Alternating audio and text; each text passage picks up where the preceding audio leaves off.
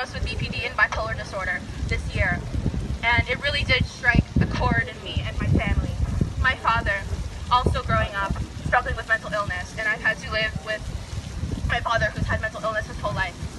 And it's really taken a toll on all of us because he's such a great person.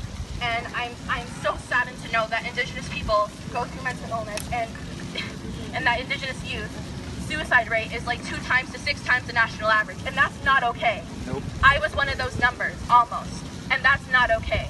The fact that Indigenous youth become invisible in these fights for mental health, for speaking out, for creativity, it's not okay. The fact that we're judged just based on our history, or the assumption that we're poor, or the assumption that we're alcoholics, it's absolutely not okay. The stereotype that natives are alcoholics is the one that I hate the most. My father, yes, he did, but he quit as soon as I was born, and I have not drinking a drop of alcohol in my entire life, and I intend to stay that way. Substances would really affect me badly, so I stay away. And I am also broken to hear that a lot of Native people in communities, they are struggling with alcoholism, and they are struggling to find the will to live and stay alive. It hurts me so much. Now, going back to my grandmother, she sadly died in 2014 of cancer, and when I was in the hospital with her, I was alone at the bed with her, and she told me, I thought she was going to tell me, keep strong, remember your ancestors, remember where you've come from, but no, she didn't tell me that. She told me, always stay true to who you are.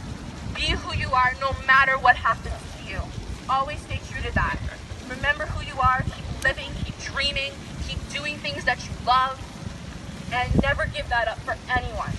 I intend to keep that promise even today. Even though I feel like I'm ashamed, like I'm a failure to the Native community, I still am going to keep that promise forever. Traditions and teachings are also what I carry.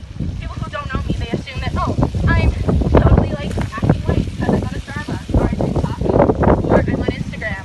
But actually, there's a lot of teachings that I keep. The 7 grandfather teachings, for one. There's wisdom, there's love, there's respect, there's bravery, there's honesty, and there's humility. And there's truth. All these teachings I've kept with me, and I still keep with me today. I carry them when I walk on the street. I carry them when I go through my res dorms. I carry them when I go home to Toronto. I carry them when I'm with my friends. I try to live the life and live the teachings that my ancestors could not. I believe in sovereignty. I believe in our culture. But I also believe that we should be able to walk in a free world and be who we are and embrace our differences and love one another. Some of you may not know there is a thing called the 7th fire prophecy, and it states that the 7 fires, that the next 7 generations will be the ones. That's in 7 generations that we will all come together and we will unite and we will end racism and end the white settler mindset. We will end the effects of colonialism, and that the white supremacy will die, and that we will all come together as all equal races and we will live in harmony. I am sad to know that even after 7 generations that this has not come true, that we now have to wait another 7 generations in hope of things actually changing in Canada. In my world, it's 2 worlds. I'm always split in 2 in everything. It's hard to speak on these issues sometimes because I'm so split, because I'm so divided. On one side, I have my family, I have my culture, I have my language, I have that to carry, and I have the freedom at least to go back to that if I want to. But I'm also I'm in the modern world. I love things that are innovative. I love debates. I love lectures. I love writing. I love speaking. I love doing art. I love poetry. I love all things that are pretty modern and a bit different from the circle that I grew up in.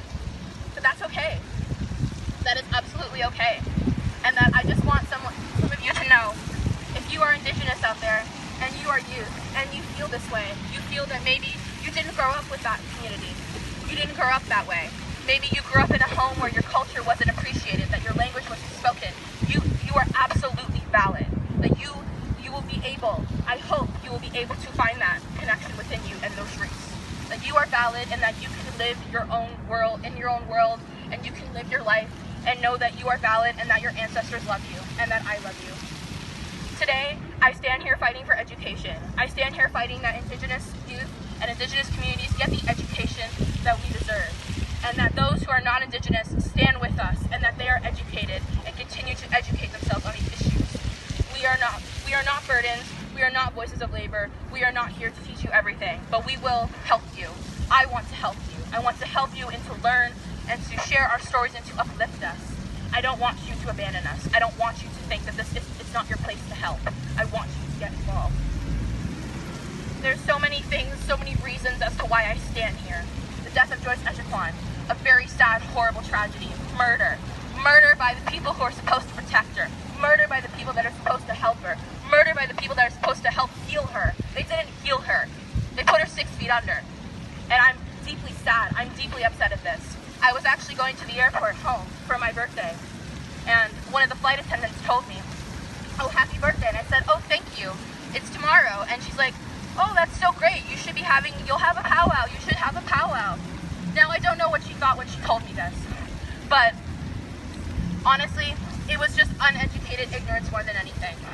We need to educate. I will say this multiple times. We need to educate. We need to educate those who do not know. Stop appropriating the culture and start learning about the culture. Start learning about the history of our country.